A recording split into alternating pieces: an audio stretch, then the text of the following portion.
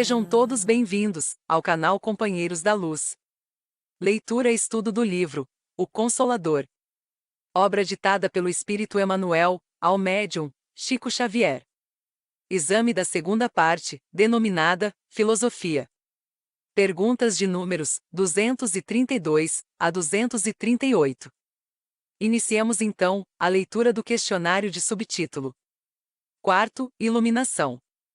Item, Realização. Pergunta 232. Em matéria de conhecimento, onde poderemos localizar a maior necessidade do homem? Emmanuel.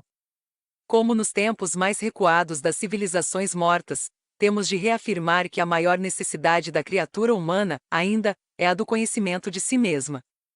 Pergunta 233. Por que razão o homem da Terra tem sido tão lento na solução do problema do seu conhecimento próprio? Emmanuel.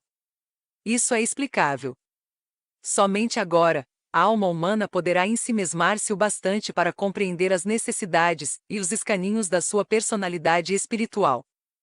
Antigamente a existência do homem resumia-se na luta com as forças externas, de modo a criar uma lei de harmonia entre ele próprio e a natureza terrestre. Muitos séculos decorreram, até que lobrigasse a conveniência da solidariedade para enfrentar os perigos comuns. A organização da tribo, da família, das tradições, das experiências coletivas, exigiu muitos séculos de luta e de infortúnios dolorosos. A ciência das relações, o aproveitamento das forças materiais que o rodeavam, não requisitaram menor porção de tempo. Agora, porém, nas culminâncias da sua evolução física, o homem não necessitará preocupar-se, de modo tão absorvente, com a paisagem que o cerca, razão pela qual todas as energias espirituais se mobilizam, nos tempos modernos, em torno das criaturas, convocando-as ao sagrado conhecimento de si mesmas, dentro dos valores infinitos da vida. Pergunta 234. Que dizer dos que propugnam leis para o bem-estar social, por processos mecânicos de aplicação, sem atender à iluminação espiritual dos indivíduos? Emmanuel. Os estadistas ou condutores de multidões, que procuram agir nesse sentido, em pouco tempo caem no desencanto de suas utopias políticas e sociais. A harmonia do mundo não virá por decretos, nem de parlamentos que caracterizam sua ação por uma força excessivamente passageira. Não vedes que o mecanismo das leis humanas se modifica todos os dias?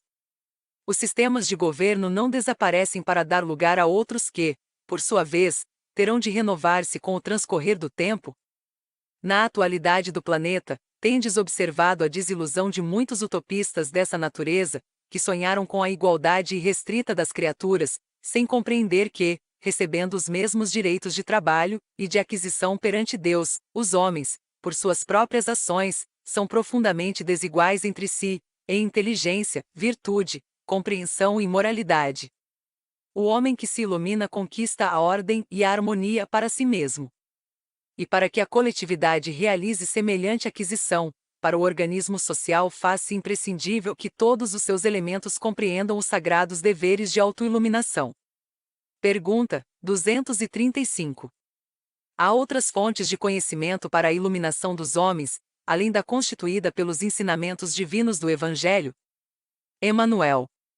O mundo está repleto de elementos educativos mormente no referente às teorias nobilitantes da vida e do homem, pelo trabalho, e pela edificação das faculdades e do caráter.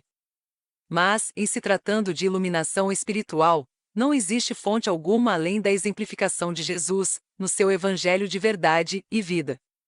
Os próprios filósofos que falaram na terra, antes dele, não eram senão emissários da sua bondade e sabedoria, vindos à carne de modo a preparar-lhe a luminosa passagem pelo mundo das sombras, razão porque o modelo de Jesus é definitivo e único para a realização da luz e da verdade em cada homem. Pergunta 236. Como interpretar a ansiedade do proselitismo espírita, em matéria de fenomenologia, ante essa necessidade de iluminação? Emmanuel. Os espiritistas sinceros devem compreender que os fenômenos acordam a alma, como o choque de energias externas que faz despertar uma pessoa adormecida, mas somente o esforço opera a edificação moral, legítima e definitiva. É uma extravagância de consequências desagradáveis, atirar-se alguém à propaganda de uma ideia sem haver fortalecido a si mesmo na seiva de seus princípios enobrecedores. O Espiritismo não constitui uma escola de leviandade. Identificado com a sua essência consoladora e divina, o homem não pode acovardar-se ante a intensidade das provações e das experiências. Grande erro praticariam as entidades espirituais elevadas, se prometessem aos seus amigos do mundo uma vida fácil e sem cuidados, solucionando-lhes todos os problemas e entregando-lhes a chave de todos os estudos. É egoísmo e insensatez provocar o plano invisível com os pequeninos caprichos pessoais. Cada estudioso desenvolva a sua capacidade de trabalho e de iluminação, e não guarde para outrem o que lhe compete fazer em seu próprio benefício. O Espiritismo, sem Evangelho, pode alcançar as melhores expressões de nobreza, mas não passará de atividade destinada a modificar-se ou desaparecer, como todos os elementos transitórios do mundo.